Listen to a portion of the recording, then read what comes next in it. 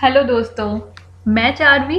आज मैं आप सभी के लिए लाई हूँ मेरे प्रिय आंचलिक कथाकार फणीश्वरनाथ रेणु जी की कहानी पंचलाइट। तो चलिए सुनते हैं कहानी पंचलाइट। पिछले 15 महीने से दंड जुर्माने के पैसे जमा करके महतो टोली के पंचों ने पेट्रोमैक्स खरीदा है। इस बार रामनवमी के मेले में गांव में सब मिलाकर 8 पंचायतें हैं। हर एक जाति की अलग अलग सभा चट्टी है। सभी पंचायतों में दरी, जाजिम, सतरंजी और पेट्रोमैक्स हैं। पेट्रोमैक्स जिसे गांव वाले पंचलाइट कहते हैं।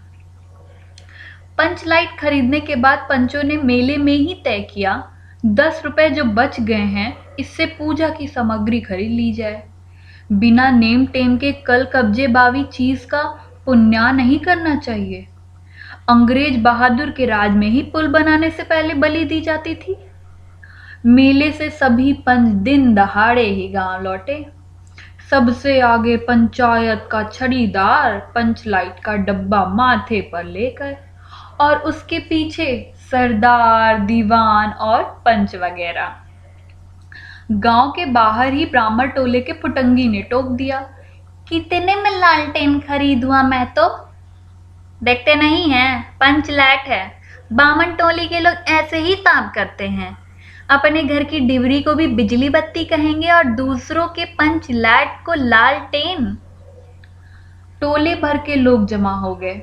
औरत, मर्द, बूढ़े, बच्चे सभी कामकाज छोड़कर दौड़े आए। चल रे चल, अपना पंचलाइट आया है, पंचलाइट। छड़ीदार अग्नू में तो रह रहकर लोगों को चेतावनी देने लगा, हाँ हाँ, दूर से, जरा दूर से, छूछा मत करो, ठेस ना लगे।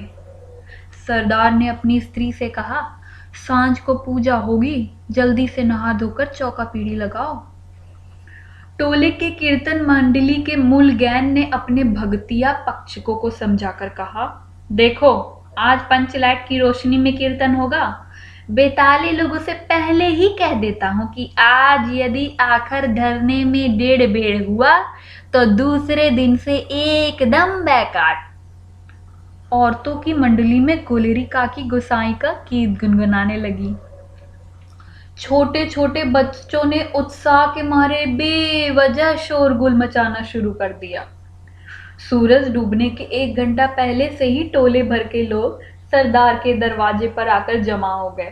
पंचलाइट, पंचलाइट। पंचलाइट के सिवा और कोई गप नहीं, कोई दूसरी बात नहीं। सरदार ने गुड़गुड़ी पीते हुए कहा, दुकानदार ने पहले सुनाया पूरे 5 कौड़ी 5 रुपया। मैंने कहा कि दुकानदार साहेब, यह मत समझिए कि हम लोग एकदम देहाती हैं, बहुत बहुत पंचलाइट देखा है। इसके बाद दुकानदार मेरा मुंह देखने लगा। बोला, लगता है आप जाति के सरदार हैं। ठीक है, जब आप सरदार होके खुद पंचलाइट खरीदने आए हैं तो जाइए, पूरे 5 कौड़ी में आपको दे रहे हैं। दीवान जी ने कहा, अलबत्ता चेहरा पर रखने वाला दुकानदार है। पंचलाइट का बक्सा दुकान का नौकर देना नहीं चाहता था। मैंने कहा, देखिए दुकानदार साहब, बिना बक्सा पंचलाइट कैसे लेके जाएंगे।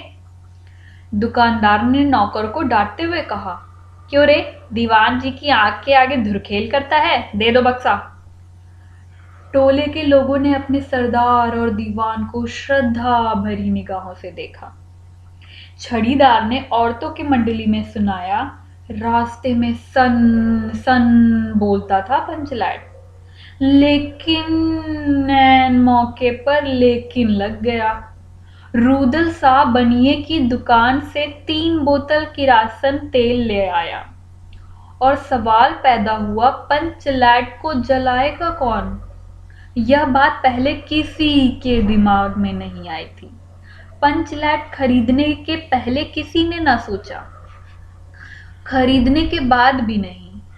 अब पूजा की सामग्री चौके पर सजी हुई है।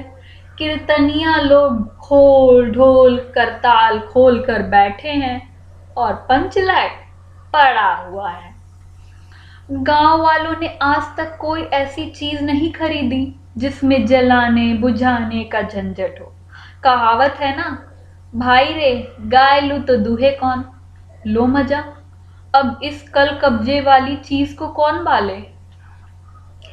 यह बात नहीं कि गांव भर में कोई पंचलाइट बालने वाला नहीं। हर एक पंचायत में पंचलाइट है और उसके जलाने वाले जानकार हैं। लेकिन सवाल है कि पहली बार नेम टेम करके, शुभ लाभ करके दूसरी पंचायत के आदमी की मदद से पंचलाइट चलेगा। इससे तो अच्छा है पंचलाइट पड़ा रहे। जिंदगी भर ताना कौन सहे। बात बात में दूसरे टोले के लोग कूट करेंगे, तुम लोगों का पंचलाइट पहली बार दूसरे के हाथ से। ना ना, पंचायत की इज्जत का सवाल है, दूसरे टोले के लोगों से मत कहिए। चारों ओर उदासी छा गई। अंधेरा पड़ने लगा। किसी ने अपने घर में आज डिबरी भी नहीं जलाई थी। आज पंचलैट के सामने डिबरी कौन बालता है? सबकी एक राय पे पानी फिर रहा था। सरदार, दीवान और छड़ीदार के मुंह में बोली नहीं। पंचू के चेहरे उतर गए थे। किसी ने दबी हुई आवाज में कहा, कल कब्जे वाली चीज का नखरा बहुत होता है। एक नौजवान ने आकर सूचना दी, राजपूत टोले के लोग हंसते हंसते पागल हो रहे हैं। कहते हैं कान पकड़ के पंचलैट के सामने 5 बार उठो बैठो तुरंत जलने लगेगा। पंचों ने सुनकर मन ही मन कहा, भगवान ने हंसने का मौका दिया है, हंसेंगे नहीं। एक बूढ़े ने आकर खबर दी, रुदल साहब बनिया भारी बतंगड़ आदमी है, कह रहा है पंचलैट का पंपू जरा होशियारी से देना।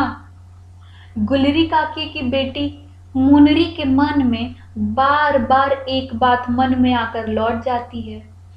वह कैसे बोले? वह जानती है कि गोधन पंचलैट बालना जानता है, लेकिन गोधन का हुक्का पानी पंचायत से बंद है। मुनरी की माँ ने पंचायत में फरियाद की थी कि गोधन रोज उसकी बेटी को देकर सलम सलम वाला सलीमा का गीत गाता है, हम तुमसे मोहब्बत करके सलम। पंचों की निगाह पर गोधन बहुत दिन से चढ़ा हुआ था। दूसरे गांव से आकर बसा है गोधन, और अब तक टोले के पंचों को पान सुपारी खाने के लिए कुछ भी नहीं दिया। परवाह ही नहीं करता है। बस पंचों को मौका मिला, 10 रुपया जुर्माना। ना देने से हुक्का पानी बंद। आज तक गोधन पंचायत से बाहर है। उससे कैसे कहा जाए? मुनरी उसका नाम कैसे ले? और उधर जाति का पानी उतर रहा है। मुनरी ने चालाकी से अपनी सहेली कनेली के कान में बात डाल दी। Kaneli, Chico Chico चिम चिम चिम। कनेली मुस्कुराकर रह गई। गोधन तो बंद है। मुनरी बोली, तू कह तो सरदार से। कनेली बोली, गोधन जानता है पंचलैट बालना। कौन? गोधना जानता है बालना, लेकिन सरदार ने दीवान की ओर देखा और दीवान ने पंचों की ओर। पंचों ने एक मत होकर हुक्का पानी बंद किया है। सलीमा का गीत गाकर आंख का इशारा मारने वाले गोधन से गांव भर के लोग नाराज थे।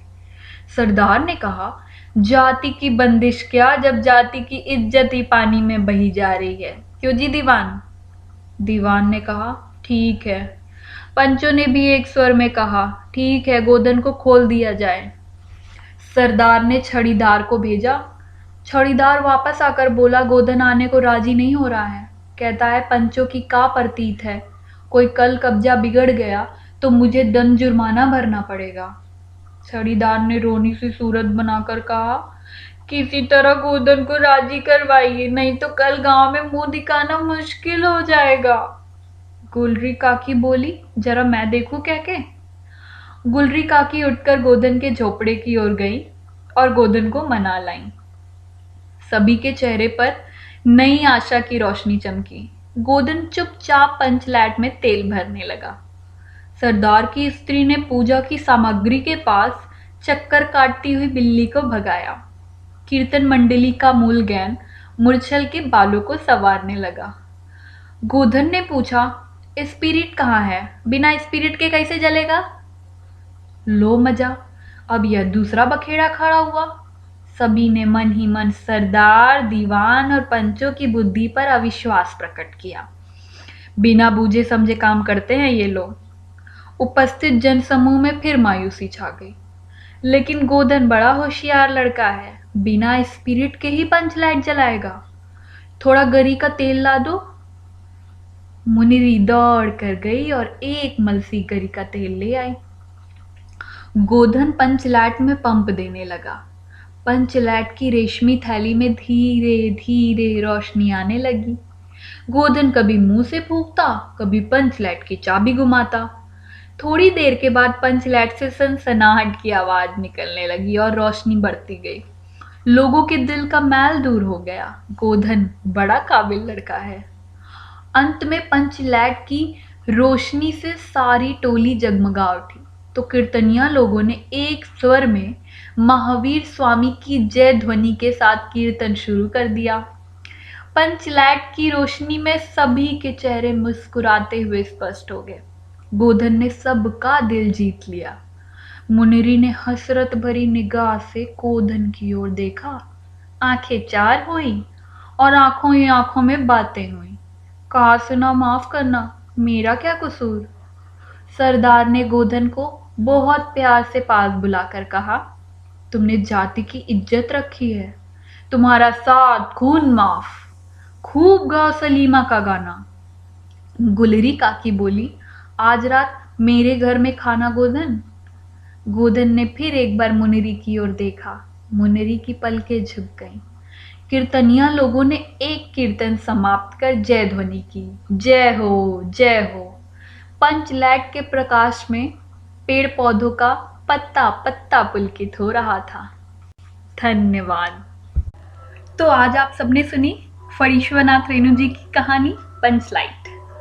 रेणु जी की कहानियाँ मुझे बहुत आकर्षित करती हैं, क्योंकि अगर मुझे खुद को दोबारा से एनर्जेटिक करना हो या लाइफ के प्रति एक नया विजन डेवलप करना हो या जीवटता को बहुत ही गहरे तक महसूस करना हो, तो ऐसे में ये कहानियाँ बहुत ही ज़्यादा फायदेमंद मीन्स बहुत ही हेल्पफुल होती हैं।